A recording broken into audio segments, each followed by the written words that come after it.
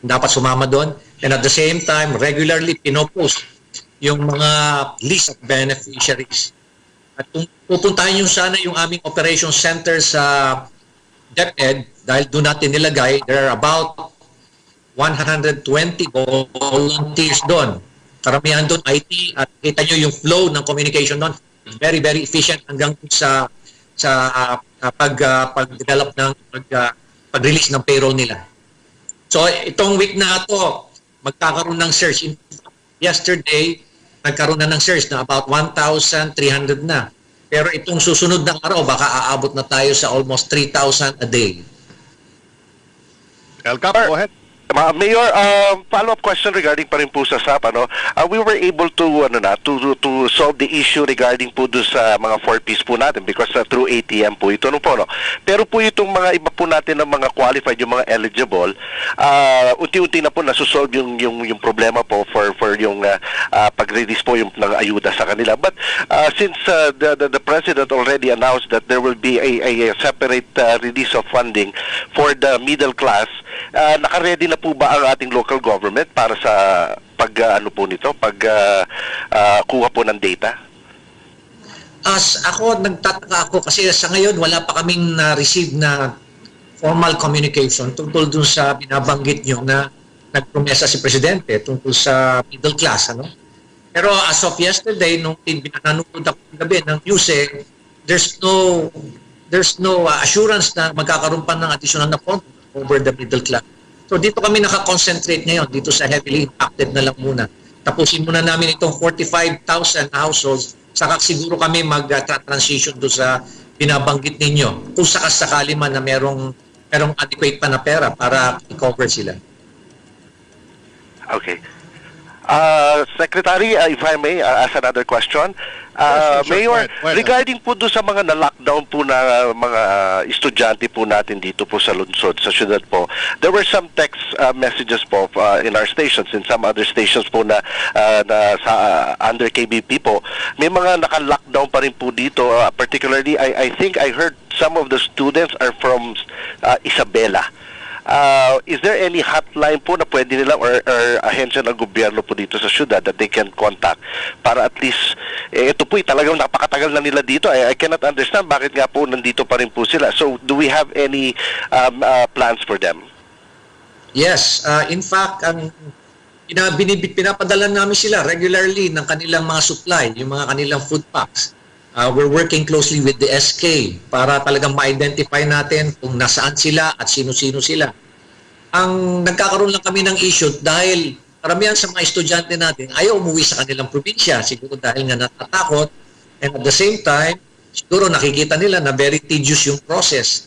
Pangalawa, if you remember, nagkaroon ng issues ang DILG mo, si Secretary Ed Año, na pinagbabawal na yung paglipat o pag-travel ng mga stranded na estudyante at mga residente from the other regions. Kung pwede, wala na. Within the province, pwede pa. Pero sa in provinces, pinagbabawal na po yan. Dahil nga, they were given enough time to transfer, go back to their residency. They decided na manatili muna sila doon sa kanilang lugar. So, tinapos na yon. Hopefully, itong after April 30, pagbibigyan itong mga stranded na makauwi sa kanilang mga probinsya. Alright, Mayor Benji Magalong at El Capitan, speaking of Secretary Ed Año, nasa kabilang linya din po si Secretary Ed Año. Magandang umaga po sa inyo, Secretary Ed. Magandang umaga naman, Sec Martin. Magandang umaga sa ating mga listeners at televiewers. Alright, kasama rin po natin si Mayor Magalong sa kabilang linya at si El Capitan, ang chairman po ng KBP dito po sa Benguet. Secretary Ed, pagbibigyan ko po si Mayor Magalong na magtanong po sa inyo o magpaabot po ng baka meron siyang concern, ito na po ang pagkakataon niya. Mayor Magalong, kasama po natin si Secretary Ed. Good morning, Secretary Ed. Unang-una, nagpapasalamat po ako sa inyo sa lahat ng tulong na binibigay niyo sa amin. And at the same time, masayang-masaya po kami rito at naka-recover na po kayo at it was a very, very challenging journey. At you are truly blessed and it only shows that kailangan po kayo ng ating bansa. Go ahead, Sec Ed. Yeah, maraming salamat, Mayor Benji, sir. Una-una, binabati ko rin kayo dahil sa magandang pamamalakad ninyo sa Baguio City at hanggang ngayon ay talagang napakaganda ng kondisyon ng Baguio City at talagang nakontrol ninyo yung pag-spread ng coronavirus. Your strong leadership really speak it on at talagang pati yung pag-impose ng lockdown ay napakaganda. Kaya naman masasabi natin na sa ngayon, masasabi natin tagumpay yung ginagawa sa Baguio City. Alright, Mayor Benji, meron po ba kayong gustong ipaabot kay Secretary Ed Anyo? Ayaw ko muna siyang bigyan ng sakit ng ulo dahil alam ko naman na nagre-recover, katapos lang niya mag-recover. Ang importante rito is everything's okay dito sa Baguio. Meron lang kami isang kaso ngayon na sinusundan at naka-trace na kami ng about 67 na contacts niya. Tuloy-tuloy namin ina-identify ngayon yung kung sino talaga yung specific na carrier dito. For the meantime, ayaw ko muna bigyan ng sakit ng ulo si Secretary Ed dahil alam ko na marami rin siyang sakit ng ulo sa iba't ibang mga probinsya. Alright, meron po akong tanong, Secretary Ed Anyo. Kahapon, nagkaroon po tayo ng IATF meeting. In fact, late na nga tayo natapos. Sa ganang DILG po, what can we expect ngayong linggo na ito na napag-usapan po doon sa IATF kagabi? Go ahead, sir.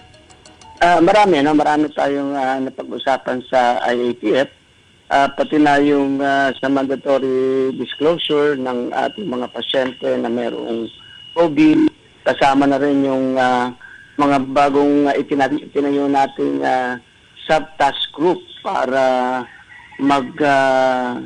take charge sa mga dumarating na ating OFWs na uuwi kasi may expect tayo. Aabot pa ng almost 20,000 lahat yan na mag-uwian. So itong sub-task group na ito na pangungunahan ng OWA at binubuo ng iba-ibang ahensya, sisiguraduhin na ang bawat OFW yung darating ay ligtas, mag-undergo ng quarantine at maihahatid sa kanilang mga bahay. Marami rin tayong narinig sa mga pahayag ng ating Pangulo kagabi, lalong-lalo na maraming involvement ang DILG at PNP sa pagsisiguro sa kaligtasan ng ating mga health workers, pagtulong sa pagbibigay ng mga social amelioration program or packages, at saka siguraduhin na yung mga sumusuway sa ating national IATF guidelines ay siguradong huhulihin natin at matutupad pa itong mga nalalabing araw ng ating lockdown provision. Sec Ed, para po doon sa mga syudad, marami po dito sa Metro Manila, no, na talagang marami po talagang pasaway. Hindi nyo naman pinipigilan yung mga LGU chief executives kung sakasakaling mag-total lockdown sila doon sa kanilang mga sinasakupan o doon sa kanilang area of responsibility dahil sa tigas talaga ng ulo. Meron ho talagang mga mangilan-ngilang mga barangay na hindi ho talaga nakikinig. Okay lang ba na i-lockdown yung isang barangay talaga? Yes, and we are supporting the local chief executives kung magdidesisyon siya ng ganyan. No? Meron talagang mga barangay na sobrang pasaway. No? Pag dumating yung pulis, susunod. Pag umalis na yung pulis, ay parang happy-go-lucky na naman.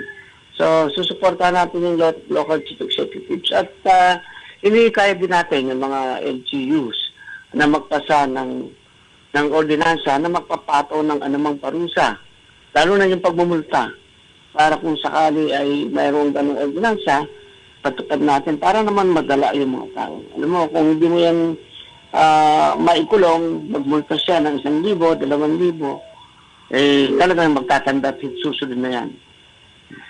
Meron pa rin nagtatanong, Sec Ed, tungkol dito sa curfew, kung ano ho ba talaga ang pinaka-polisiya ng IATF pagdating dito sa curfew, dito sa enhanced community quarantine. Meron ho ba talagang curfew o depende na ho yan sa LGU na magsabing, may curfew tayo, 24 hours, 16 hours. Ano ho ba ang dapat gawin, Secretary Ed Anyo? Ang curfew kasi ay applicable outside of Luzon, like Visayas, Mindanao, na hindi naka-total lockdown. dito sa atin sa Luzon, dahil nakatotal lockdown tayo, we considered na 24 hours curfew. Ang talagang pwede lang lumabas ay yung tinatawag natin may exemptions. No? Yung binigyan natin may exemptions. Lalo na sa gabi. Sa gabi, yung mga workers, no? Ay hindi na talaga pwedeng lalabas kahit exempted sila sa araw. Kaya very strict tayo. But for emphasis, yung ibang LGUs ay binibigyan nila ng emphasis yung gabi. Kaya ginagawa nila, nag-declare pa rin sila ng curfew. So, okay naman yan. Wala naman tayo nakikitang conflict yan. Kasi lahat naman ay dinesign yan para sa ikabubuti ng lahat. At siguradong hindi ang mga pasaway hindi makalabas ng bahay. Yan sa mga LGU chief executives na medyo nangangamba kung kayo'y nasa legal o hindi. Ayon ho sa enhanced community quarantine, automatic curfew, bibigyan na ng exemptions, pero kung gusto niya pang diinan pa ay magpasa ho kayo ng sarili ninyong mga resolusyon, ordinansa diyan po sa inyong mga nasasakupan. Secretary Ed, kasama ko rin po si Rene Sales, El Capitan ng KBP Benguet. El Capitan, baka meron kang tanong kay Secretary Ed Anyo. Good morning, Secretary Ed Anyo, and of course, I would like to congratulate yung pag-recover mo. Gaya ng nasabi ni Mayor Magalon, talagang medyo you've been going through so many things right now at siyempre kagagaling. But eto po, may question lang po kami regarding po do sa tanong po ni Secretary Andala regarding po sa pag-impose po ng curfew. We understand kasi, I'm not asking for Baguio po, no? I'm asking for other areas, particularly an NCR. Nakikita po natin sa digital media, sa social media na talagang napakarami pa rin po mga barangay officials or mga opisyales po ng gobyerno na nauhuli po sa curfew at nakainom pa. Ano po ba yung magiging move po natin dito dahil sa nakikita po natin parang dahil sa nakainom po yung tao, pinapakawalan na lang po ng mga kapulisan po natin? Well, una-una, sa totoo lang, wala naman tayong enough na kulungan para ikulong yung halimbawa, yung 100,000 tao. No? So, ang unang responde ng ating kapulisan kapag may nahuling curfew ay dapat pauwiin. No? At pag yan ay sumunod, ay okay naman. Ang problema kapag ayaw sumunod, talagang kinakasuhan na natin. At yung kaso natin, dahil meron tayong lockdown, ay i-inquest na lang yung ginagawa natin. At ang susunod na mga proseso niyan ay after the lockdown na. No? Ang emphasis talaga natin is sumunod yung tao kasi baliwala lahat namin yung ginagawa natin na to kapag patuloy na lalabas yung mga tao. Napakasimple lang naman yung ating strategy. Dapat ang tao ay nasa ng bahay para yung virus ay hindi lalabas at kusang mamamatayan. At yung mga may sakit, yun ang ating namang tutugunan. Ayun, yung mga exempted naman natin, no? Lalo na yung mga food supplies, exempted dyan, no? Yung mga essential services. So, kailangan supportahan natin ito. At pagka nga maipasa yung ibang ordinansa na magpapato ng parusa, malaking tulong din yan para siguraduhin ang tao ay hindi lalabas sa curfew at mananatili lang sa bahay nila. Go ahead. Secretary, follow-up question po. Regarding po sa mga kapulisan po natin at saka yung mga frontliners natin, I understand talagang dapat po talaga silang purihin sa mga kanilang ginagawa po. Meron na po ba tayong datos po regarding kung meron, sana naman po, wala po, no? Meron na po ba tayong datos ng mga frontliners natin, particular po sa mga PNP, membro ng PNP or sa mga army na na-infect na po ng COVID-19? Kung meron, sana naman po wala. Meron na tayong na-infect na ating mga kasama sa armed forces at saka sa ating kapulisan. Ang kagandahan lang, dahil siguro dahil ang ating mga pulis ay at sundalo ay nag-undergo ng mga rigid training, ay kayang-kaya ng kanilang katawan yung paglaban dito sa virus.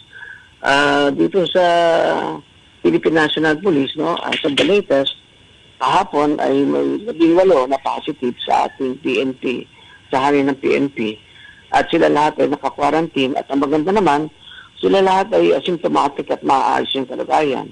Ganoon din sa armed forces. So, dahil sa paggawa ng ating trabaho, hindi maiwasan na mayroong tamaan ng COVID ang ating sundalo at pulis. Pero yan naman ay sinasabi namin part of the job na.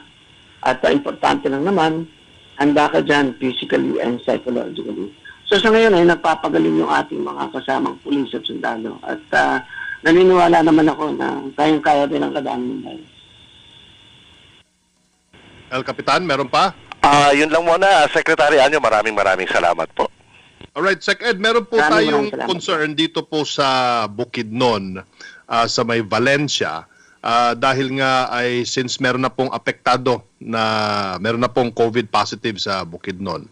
At tinatanong po ng kaibigan nating mayor na taga Maramag na kung pwede ho ba siya maglagay ng ng checkpoint doon sa kanyang nasasakupan para masiguro lang na talagang mabantayan kung sino nakakapasok, walang lagnat, walang ubo, walang sipon, walang mga sintomas ng COVID. Kasi nung bago ho nangyari kasi itong nakitaan ng sintomas ng COVID ay pinatanggal po kasi daw yung checkpoint. Ang tanong niya, sir, ang tanong ni Mayor, pakitanong po kay Secretary Anyo, baka pwede pong maglagay siya ng checkpoint para masiguro lang ho na yung pumapasok ng mga kababayan niya doon ay healthy. Yes, pwede siya maglagay ng checkpoint dyan.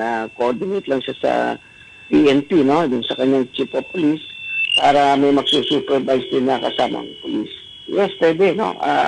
Karapatan niya yan bilang isang local chief executive na sa kanyang kapangyarihan yan. Alright. Mayor Jose Dormal, yan ang sagot po sa inyo ni Secretary Ed Anyo. And then last question from my end before I give Mayor Magalong another chance to ask. Sec Ed, ngayong linggo na to very crucial kasi tayo po ay mamamahagi na ng social amelioration lalo na sa Metro Manila. Although meron na namigay last week pero ngayong linggo talagang aasahan po talaga yung pagdagsa. Now, ano po ang magiging role ng pulis sa pamahagi? At number 2, ano po ang huling bilin ni Presidente kagabi para po doon naman sa mga hindi makakatanggap?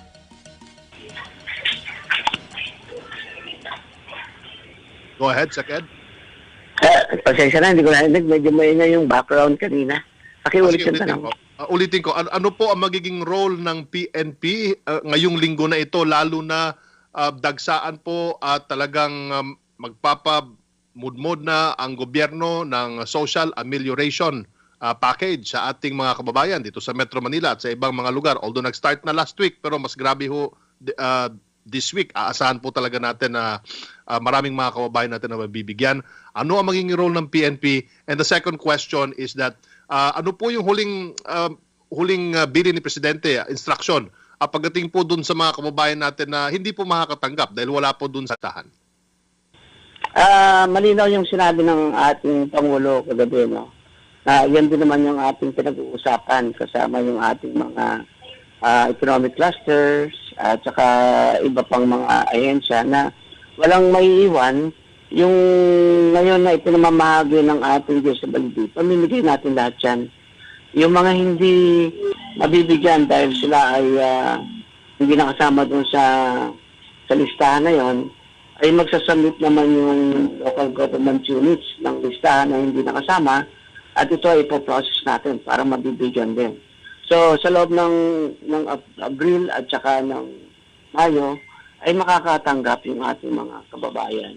Lahat ng mga nangangailangan na pamilya na pumasok doon sa ating tinatawag na informal economy sector, yung mga recipient ng 4Ps, indigent families, ay makakatanggap lahat yan. At yung mga nasa formal sector, yung mga may regular na trabaho, iba naman yan, mayroon din pinaplano ang ating economic cluster dyan. So we just want to assure our kababayans na huwag kayong mag-alala sapagkat nakita ng Pangulo yan at kayo ay tatanggap. At konting tiis at pasensya lang. Kasi alam mo naman, we're talking of more than 18 million Filipinos. So makakarating yan. Walang mamamatay sa gutom dito sa atin sapagkat we have enough food and we have enough resources. Minsan kasi ang nakaka-capture sa social media, akala mo talagang hirap na hirap at gutom na yung mga tao. Hindi naman yan totoo, no? Sapagkat yung ating mga LGUs sa level ng probinsya, munisipyo, at barangay, patuloy pa rin silang namimigay ng mga food packs, preparations. Pero doon sa amelioration, may assurance tayo. Antay lang po tayo at ngayon aarangkado tayo ngayong linggo na to at tuloy-tuloy hanggang mabigyan natin lahat. Okay. Mayor Benji Magalong, sir, baka may naisip po kayong tanong while we were conversing with Secretary Ed Anyo. Go ahead, sir. Tama-tama, Sec. Maraming salamat. Sec Ed, gusto lang ho namin sana humingi ng tulong sa inyo na may klaro kung ano ba talaga ho ang tamang gagawin ng ating local government unit dahil nagpalabas po ng advisory ang Department of Health at binanggit na bawal daw yung spraying at misting. So this is creating a lot of confusion among the LGUs. Kasi wala naman kami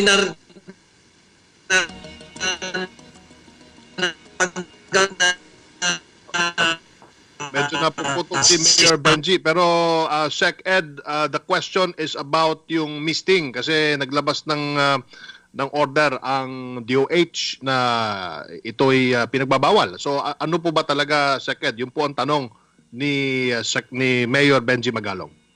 Yes, ang sinabi ng DOH na yung pag-spray daw or pag-mist ay nakakaroon ng ibang epekto sa skin at even sa kalusugan ng mga tao. So ang pinagbabawal yung mga pag-misting na ang tao ay nandun sa loob. No? Pero yung pag-disinfect, pag-spray sa mga lugar, sa bahay, sa lugar, sa place of work, ay okay yan, walang problema yan. Yun lang, kasi sabi nila, hindi nila alam kung ano yung magiging epekto sa isang tao kapag in-sprayan mo siya. So, sa ngayon ay yun muna yung sinabi nila na pinagbabawal o tinihinto para lang masigurado na walang side effects sa ating mga kababayan. Pero tuloy pa rin tayo sa pag-disinfection, pag-spray sa mga lugar. So, concentrate tayo dun sa mga lugar ngayon until mahingi natin ng another clarification at another guidelines from the DOS. Unfortunately, hindi na pag-usapan yan sa IATF kagabi. But tomorrow, meron uling another meeting. Iakyat natin yan para makita talaga natin kasi nakita din natin na ang ibang country ay gumagawa ng ganyan. So, we just want to be sure na talagang wala talaga siyang masama epekto sa mga tao. So, i-raise natin ulit sa IATF tomorrow. Yan, Mayor Benji. Alright, Thank you very much, Sec Ed. Sec Ed, I know, arangkada ka na ngayong araw muli. Busy ka for the whole day. Diyos ko, I can just imagine kung gaano kayo kabisi ngayong araw na to, gaano kadaming tumatawag sa inyo. Ang inyong mensahe po sa ating publiko before we let you go, Secretary Ed Anyo, sir.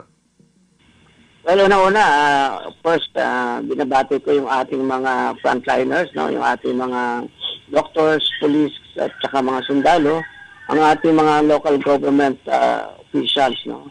Ang ating mga governor, mayors, at barangay captains na sila yung frontliners din actually sa laban na to. At ang ating national agencies, but of course, sigit sa lahat, yung bawat mamamayan natin na sinasabi natin sila yung pinakaunang lalaban dahil sapagkat kapag ang virus ay nakapasok sa katawan ng isang tao, ayan na, magiging threat na siya kapag siya ay kumikilos around, no? o lumalabas ng bahay. So, ang pinaka number one talagang depensa natin, huwag tayo magkakasakit, huwag tayo magkakontakt ng virus, at kung meron man, huwag tayo manghahawa. So, with all of us working together, we can defeat COVID-19. At nakikita na natin yung magandang epekto ng pag-lockdown natin. No? Sabi nga ni Secretary Dominguez, according to some economists na kausap niya, sabi niya, you guys just save 100,000 lives. So, ibig sabihin na epektibo yung ating ginagawang mga aksyon. So, sana tuloy-tuloy natin ito hanggang April 30. Let's maintain the lockdown sa ibang lugar sa Visayas at Mindanao na may mga affected areas, naka-lockdown din. Tuloy-tuloy natin. Ang BILG ay suporta sa inyo And together we will win. Thank you. Maraming salamat, Sir Martin. God bless us all. Maraming salamat, Secretary Ed Anyo. Alas 8:41 na po ng umaga. Tuloy-tuloy po ang ating diskusyon ngayon sa network briefing. Mayor Magalong, kahapon po ay nagpaabot kayo ng congratulations sa isang residente ninyo, si Rachel Sarmiento ng Quezon Hill Barangay, dahil sa wastong paggamit ng tulong ng gobyerno sa pamagitan ng pagtatanim ng seeds na natanggap mula sa barangay. Sana tularan ng iba. Pakikwento po sa amin, Mayor, dahil tulad ni DA Secretary William Dar, ay tila porsigido din kayo sa kampanyang i-encourage ang mamayan na mag-plant. Go ahead, Mayor.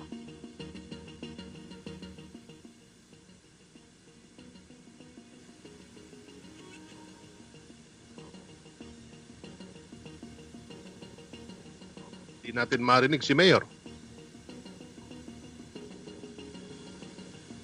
Siguro let's re-establish our connection. Hello, Secretary Martin. Okay na po.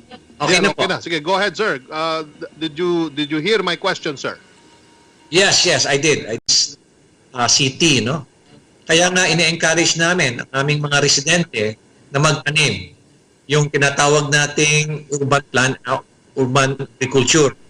Kaya for the past several weeks, nahingi po kami ng mga seeds, special seeds sa ating Department of Agriculture, at ito nga ho ay pinapamahagi natin sa iba't ibang mga barangay. At ito nga si Miss Rachel Sarmiento, ito sa mga talagang porsigidong i-promote yung urban gardening. No? At nakita natin na napakarami ang nakikinabang ngayon dito. Kaya nagkakaroon sila ng kanya-kanyang mga organic na mga vegetables dito at pinapamahagi rin nila sa kanilang mga kapitbahay. Maraming salamat sa kanila. Ayan, sana po ay tularan kayo ng iba pang mga mayor dito po sa Metro Manila din, dahil alam mo naman, urban landscape itong Metro Manila. Puro simento ang ating landscape dito. Maganda na yung self-sufficient tayo. Sabi nga ni William Dar, Secretary Dar, plant. Mayor, isa po sa mga proyekto ninyo na nakita po namin, o strategy ninyo na nakita namin na very interesting, ito pong transparency sa mga activities ninyo. Halimbawa, ito pong listahan ng mga grantees or ito pong mga beneficiaries ng social amelioration program sa kada barangay, ay nakapost ho ang master list of donations na natanggap po dahil dito sa COVID crisis. Pati po yung inventory ng pagkain, tsaka non-food supplies purchase. Nako, paano nyo po ito ginawa, sir? At ano po ang naging reaksyon ng ating mga kababayan dyan sa Baguio? Alam niyo kasi malaking bagay talaga nagagawa ng transparency, ano? Ibig sabihin yan, wala tayong tinatago, wala tayong kinakatakutan. At pinapakita natin sa ating mga kababayan dito sa Baguio na talagang maayos ang governance dito, dahil nga in-emphasize natin yung transparency at accountability. Kaya lahat ng transaksyon ng gobyerno rito talagang kailangan ilabas natin, i-post natin. Pati yung pera ng gobyerno, kailangan malaman din ng tao at alam din ng ating sangguniang panglungsod kung magkano talaga yung pera ng syudad, pati na yung nakalagay sa loob ng bangko. So para alam nila, iba na talaga yung nalalaman ng tao para, sabi ko nga sa aking mga kababayan, ibang-iba na talaga pag good governance ang ating pinapatupad sa ating bayan. Isa rin ho sa na-research namin, Mayor Benji Magalong, ito pong spirit o bayanihan, itong volunteerism na nangyayari sa Baguio City. Akalain mo, dyan sa may Barangay Irisan ay merong mga nag-volunteer, no, na mga teacher at iba pa para tumulong sa pag-screen o validate dun sa mga would-be beneficiaries ng social amelioration program bilang tulong nila sa kakulangan ng social workers. Maganda ito. Meron nang tumutulong sa ating mga social workers dyan pala sa Baguio. Hindi ko alam sa ibang syudad kung meron. Pero magandang ehemplo ito, bayanihan. Pakikwento po sa amin ito, Mayor. Secretary Martin, Meron po kasi kaming itinayong sistema rito para sa SAP natin, lalo-lalo na dun sa recording, screening, and at the same time cross-matching at yung validation. Kaya lang, doon nagkakaroon ng bottleneck. Ano? At in spite of the fact na okay na yung sistema, kung kulang ang tao, talagang isang tao halos isang 1 foot o yung 2 feet ang kanyang papeles sa harapan. So nung nagpalabas lang ako ng pakiusap kung sino yung mga pwedeng mag-volunteers, immediately ang dami kaagad mga IT na mga estudyante, pati teachers na sumagot kaagad at sinabi nila willing kaming pumunta. Immediately last Saturday, tuloy-tuloy ang dating ng aming mga volunteers doon sa operation center. In fact, yung iba nga hindi na namin pwedeng masalo dahil sobra-sobra na nga at punong-puno na nga yung kanilang work area. So, siguro magtatayo uli kami sa ilalim ng isa pa. So, sa ngayon, siguro mahigit 120 ang pinapakain namin doon sa operation center para lang mapabilis itong pag-deliver natin ng pondo ng social amelioration. Alright, magandang ehemplo yan, Mayor Benji Magalong. Oras po natin, alas 8:47, live pa rin po tayo sa Radyo Pilipinas, live din po tayo sa PTV, live din po tayo sa ating mga KBP member stations who decided to hook up this morning, and of course sa ating mga social media pages ng PCOO. Mayor Benji Magalong at El Capitan, kasama po natin sa linya, mapalad po tayo, no? Ang ating spokesperson ng DSWD, si Director Irene Dumlao. Good morning, Director. Magandang umaga po, Secretary. Magandang umaga din po kay Mayor Benji Magalong ng Baguio City. Gayun din po sa lahat ng taga-subaybay ng iyong programa. Thank you so much for the time. Again, suki namin ito si spokesperson Irene. Mayor Benji, baka meron po kayong gustong iparating sa DSWD. Ito na po pagkakataon. Nasa kabilang linya po si Director Irene Dumlao, ang spokesperson po. Go ahead, Mayor Benji.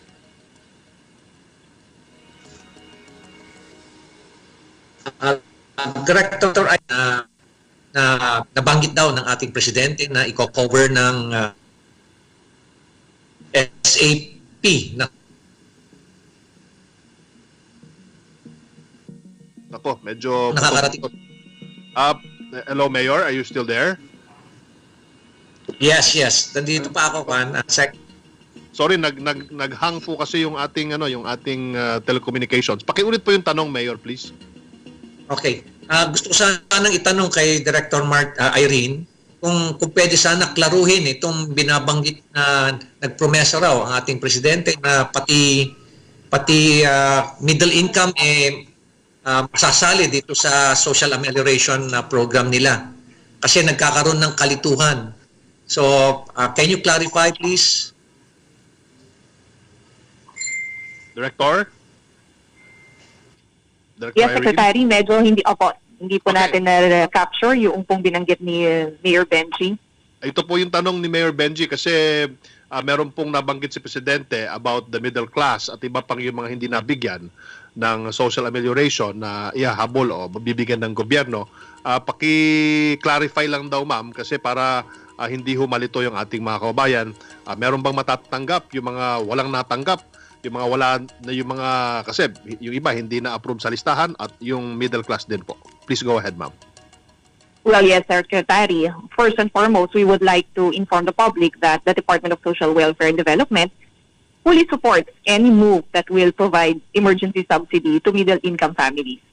Kung ano po ang maging result ng pagpupulong ng ating mga economic managers, especially that I understand, they are formulating the policies or the guidelines pertaining to this. Makakaasa naman po that makakaasa po ang lahat na ang department ay susuporta sa kung anong magiging action, and then we will help in the implementation. But at present nga po, we are waiting for any policies or guidelines with respect to this po. Alright, maliwanag. Mayor Benji, hinihintay na lamang po ng DSWD yung formal guidelines o yung polisiya para po maipatupad ang atas po ni Presidente Duterte. Mayor? Maraming salamat po. Maraming salamat, Director Irene. Maraming salamat, Secretary Martin. Alright, salamat po. Mayor, standby lang po. Mayor, pagbibigyan natin si El Capitan. Baka meron tanong kay spokesperson Irene Dumlao ng DSWD. El Capitan, please come in. El Capitan? Yes, good morning, Sec. Thank you. May tanong lang ako kay Director Irene. Regarding dun sa social amelioration program na pinaplano ng national government as per the President last night, na meron talaga inalat sila for the middle class. So I understand kasi just like what happened to this first wave natin ng SAP, the order was there but the implementation medyo nagte-take time pa ng konti because of the processes, yung mga move na ginagawa, yung mga paperwork pa. So are we looking at may timetable po ba tayo dito, dahil alam niyo naman po talaga it is the public, yung ating mga nangangailangan talaga, yung talagang medyo naiinip na. So are we looking at a timetable po? Yeah, well, sir, para po sa ating mga low-income families who belong to the 18 million na target beneficiaries, nakikita po natin based on the predictive analysis and estimation of the DSWD and based on our existing guidelines, matatapos po natin ang payout by the end of April. Ito po yung target natin, sir. And we hope to achieve this in coordination and in collaboration with the local government units and other national government agencies. Likewise, we are looking at other expeditious mechanisms para po nga agaran natin na maipahatid yung ayuda sa ating mga kababayan. Aside from yung pong pag-payout natin through cash cards na nagawa po natin sa ating mga 4-piece beneficiaries, tayo rin nakikipag-ugnayan sa LGUs para naman sa mga ibang distribution strategies. Likewise naman po, we are also looking at the possibility of engaging other organizations para magkaroon tayo ng o mag-adapt tayo ng ibang payment other payment infrastructures.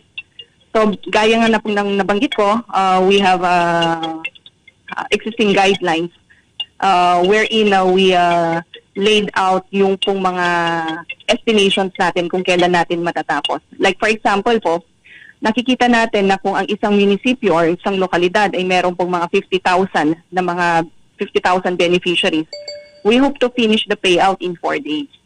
So ito po yung mga nakikita natin. So kung tuloy-tuloy po yung ating koordinasyon with the LGUs and other partners, we would be able to finish the payout before the end of April. El Capitan? Yes, Director, thank you very much. At meron lang sana rin akong sanang follow-up regarding dun sa paglabas po sana natin ng guidelines. I know this is a work in progress po, during the first pag-ano po natin ng SAP. Sana po na we can come up with a concrete guidelines po on who is eligible to receive this additional amelioration para po talaga hindi po maggatid po ng kalituhan po sa ating mga ordinaryong tao or kay Mr. Juan de la Cruz. Maraming salamat po sa inyong suggestion at tama po kayo, sinisiguro rin po ng DSWD kasama o katuwang ng ibang partners natin in the implementation of the Social Amelioration Program. Hinahangad po natin na maayos lahat ng ating mga pulisiya para rin po sa guidance ng ating mga kababayan. But what we would like to emphasize po, sir, is that family ang ating unit of assistance. Pangalawa, ang prioridad po natin dito sa 18 million na target beneficiaries ay yung pong kabilang sa mahihirap, sa low income at sa informal economy sector. So much, Director po. Thank you, Sec. Alright, thank you, El Capitan. Spokesperson Irene, ma'am, yung mga naririnig po natin sa mga interview at yung mga nai-interview ko rin po ng mga alkalde, mga gobernador, ang sinasabi po nila ay iaapila nila sa DSWD yung mga hindi na isama o hindi na aprubahan ng DSWD sa listahan na kanilang binigay sa DSWD. Ngayon, ma'am, ang tanong ko po, meron na po bang nakarating sa tanggapan ng DSWD na appeal with a list of beneficiaries na gusto sanang tulungan ng mga alkalde na makatanggap din po ng Social Amelioration Program? Meron na po bang natanggap ang DSWD? Secretary, sorry, I did not hear that clearly po. Sige. Ulitin ko po. Ang sinasabi po kasi ng marami sa mga nakakapanayam ko dito sa programa at naririnig ko rin po sa ibang programa ng radyo ay ang mga mayor at yung mga barangay at yung mga gobernador ay sinasabi nila iaapila nila sa DSWD yung mga pangalan na inilista nila pero hindi po na pagbigyan o hindi po pumasa doon sa checking ng DSWD para makatanggap po ng social amelioration package. In other words, yung mga hindi po nakatanggap talaga, iaapila nila sa DSWD at ipapadala nila sa inyong tanggapan. Ang tanong ko po, meron na po bang natanggap ang DSWD na appeal mula po sa mga alkalde? Appeal para doon sa mga kababayan natin na hindi po naisama sa listahan. Again, sorry, I apologize po, Secretary. Na-overpower po ng background music yung pong audio nyo. But I try to understand what you are trying to articulate po. Kung ito po ay yung mga nag-apila, those eligible beneficiaries who have submitted naman their appeals to their local social welfare development offices, so far our field offices have not received a list of beneficiaries na natingin po nila ay kabilang at dapat mapabilang sa target beneficiaries natin ng SAP. So we have yet to receive the list from the LGUs po. Tama po ang inyong sagot, ma'am. Tama po yung tanong na inyong hinulaang sagutin. Salamat po. Director Irene, baka meron po kayong mensahe sa ating publiko before I let you go, ma'am. Salamat po. Unang-una, Secretary, tayo muli ay nagpapasalamat sa inyong programa at binibigyan nyo kami lagi ng daan para naman po maklarify natin ang mga iba't ibang issue hinggil sa implementation ng SAP. Pangalawa po, tayo rin ay nagpapasalamat sa lahat ng local government units and national government agencies and patuloy po na tumutulong sa DSWD para po masiguro natin na maipahatid natin itong tulong o itong ayuda sa ating pong kababayan. Patuloy po kaming humihingi ng kooperasyon para po mapabilis natin ang mga proseso at patuloy din po kaming humihingi ng pangunawa at makakasiguro naman po ang ating mga kababayan na may papahatid natin ang tulong sa kanila. Yun lamang po, Secretary. Magandang umaga po at maraming salamat. Thank you so much, Director Irene Dumlao, ang spokesperson ng DSWD. Thank you for your time, ma'am. At salamat po sa pagpapaliwanag sa ating publiko. Mayor Benji Magalong, sir, baka meron po kayong mensahe sa ating mga kababayan dyan po sa Baguio. You can say it in your own language, sir, in your own dialect. Please go ahead.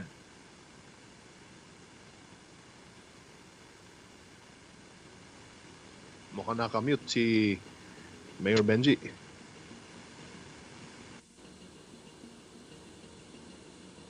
Mr. Secretary. Yes, go ahead, sir. Hello, Mr. Secretary. Thank you very much. Unang-una, gusto kong Tagalog na lang ako dahil alam mo naman dito sa siyudad ng Baguio, halo-halo tao dito. Sige po, sir. Tagalog nyo lang po, sir, dahil nationwide po ang nanonood sa atin, nakikinig sa atin, maging sa ibang bansa po, sir. Please go ahead. Unang-una, gusto kong nga pasalamatan yung ating mga doctors, nurses, at mga staff sa hospital. Dahil kahapon nga talaga nagka-dramatic ang mga release, discharge ng mga pasyente kahapon. In fact, Secretary, meron kaming mga 73, meron kaming 70 years old, 67, 65, 60, na ito yung mga senior citizen. Nakala natin vulnerable talaga ang tao natin pagdating dito sa sakit natin. Pero sila ay nakapag-survive. We were recently discharged. Kaya ibig sabihin yan, talagang napaka po